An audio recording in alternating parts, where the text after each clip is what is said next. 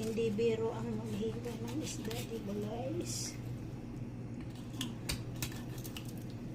Lalo na pag hindi naman tayo is magaling maghiwa.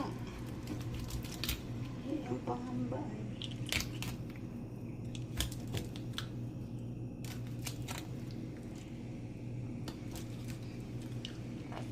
So, hiwain natin dito.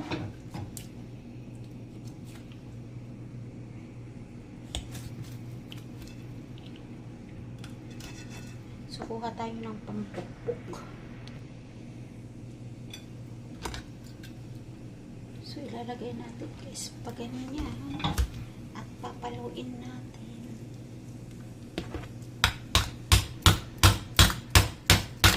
Okay. Dito, ano to? Ano ba to? Maganda ito guys. Around the use ko. Mapa bawang, mapa ginger, mapa isda, mapa karni, mapa manok. Lahat yan. So, pwede kong hindi. So, again and again. So,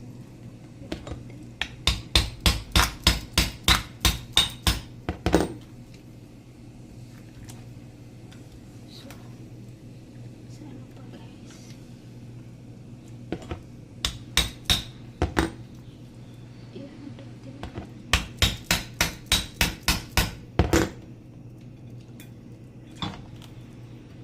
So, ang tigas guys ng buto. Tinik na, hindi buto. Tinik.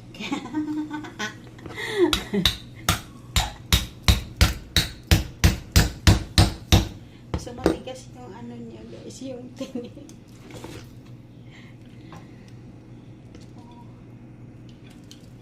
So, dahan-dahan natin.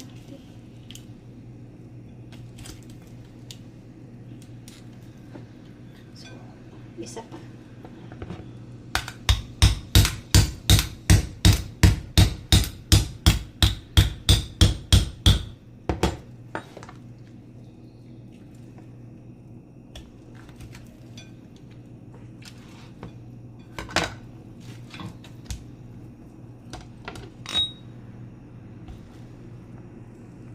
Tapos ito gupitin lang natin.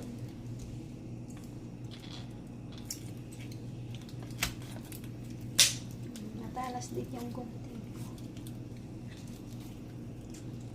Tapos hiwain din natin ng kalahati. Tumatakbo yung aking sangkalan. So hiwain natin. Okay. So yun na guys. So paanuhan natin ng tubig para sure. Kasi ito baka nag-ano dyan. So anuhan ko ng tubig guys. So i-dry natin siya. Para wala siyang tubig.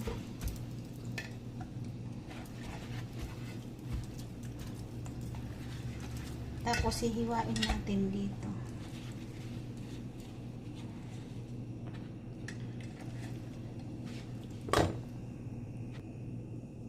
So hihiwain natin siya.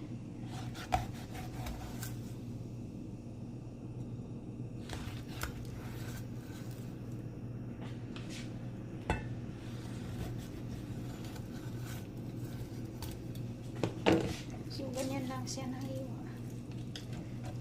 So, ilagay na natin sa plate.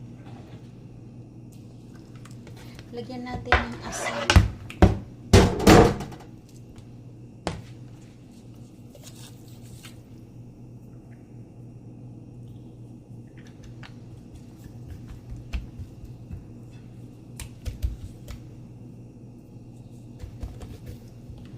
Sa kabilang side naman.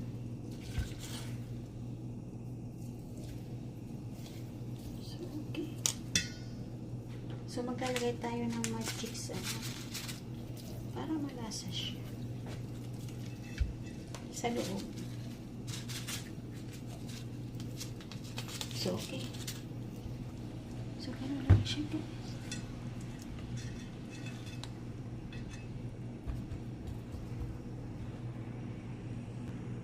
So, i-prepare muna natin yung cucumber. So, hiwain natin.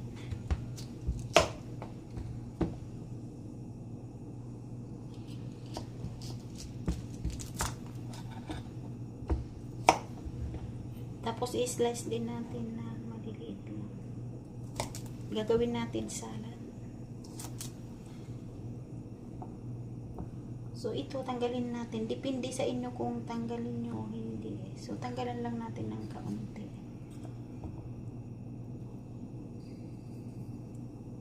So, ganun.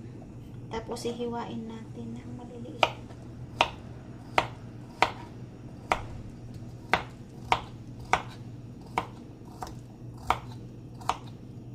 So, ganun lang siya kaliliit. So, naiwanan natin. Ilagay natin sa bawang. So, next onion. So, kalahati lang ng onion. Ganun din. I-slice din natin.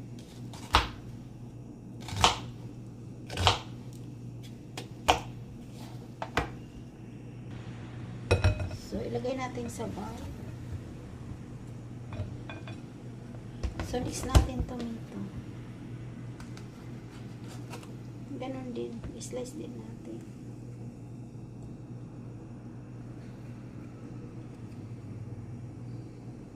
So, tanggalin natin yung buto niya. So, i-slice din natin.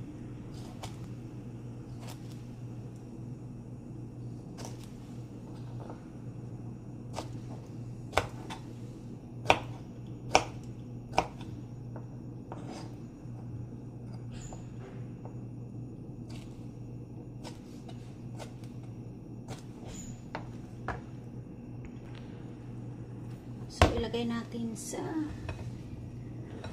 bowl. So, next, bawang sa kaluya. So, i-slice natin ng pahaba. Kasi tatanggalin natin siya pagkatapos na i-start. Tatanggalin natin siya. So, okay na siya. Tapos, pitpitin natin yung bawang.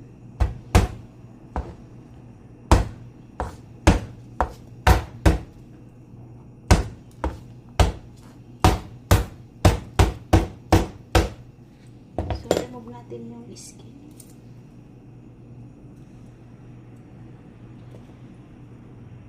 Ayun ang alam niyo. Ilagay natin dito yung mainit na kawali niya. So, ilalagay natin yung isda.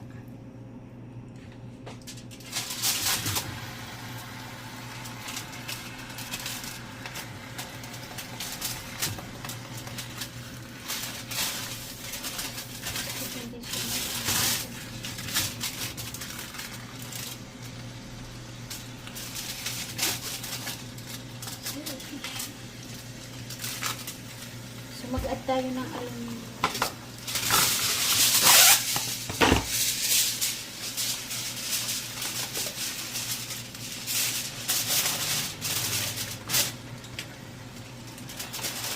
So, ibuka natin yung isda.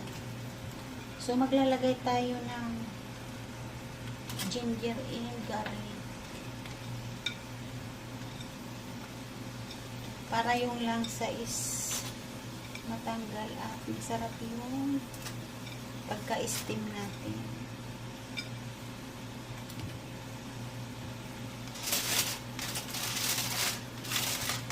So, lulutuin natin ng 15 minutes. Takpan natin.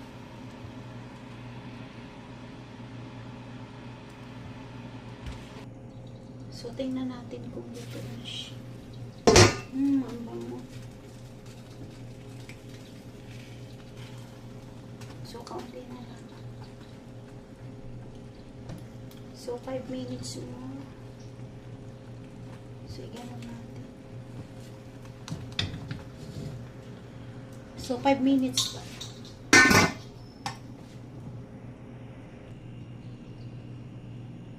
So, maglalagay tayo ng salt.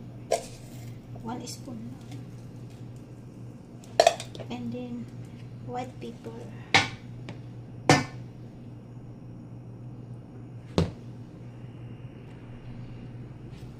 So, i-mix natin. Mamaya itatapping natin sa isda. So, tikman nga natin kung tama sa asin.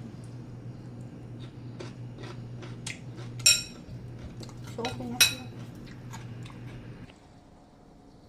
So, ilalagay na natin yung pinilit natin na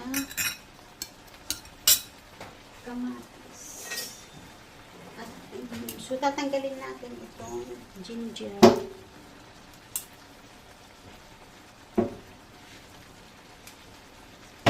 So, ilalagay natin yung piniwa natin na cucumber. At saka yung sibuyas, kamatis. Para hindi naman masyadong lutong-lutok siya. So, lahat na natin.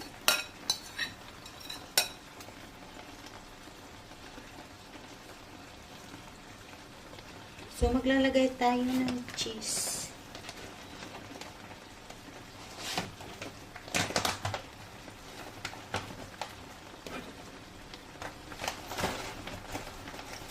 Yung sisig, binalagay ko sa freezer. Kaya ganyan siya guys, maliliit. So, takpan natin na 2 minutes.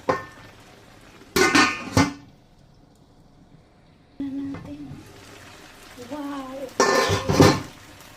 So, patayin na natin yung apoy at i-transfer natin sa plate.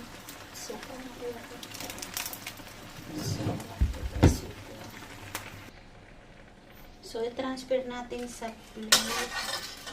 Kasama natin. So, 1, 2, 3, 4, yeah! So, ano lang siya guys. Lagyan natin ito. Guys, maraming salamat po sa lahat ng nanonood ng video ko. Thank you for watching. Bye-bye. Love you all guys. Steam na fish with cucumber cheese.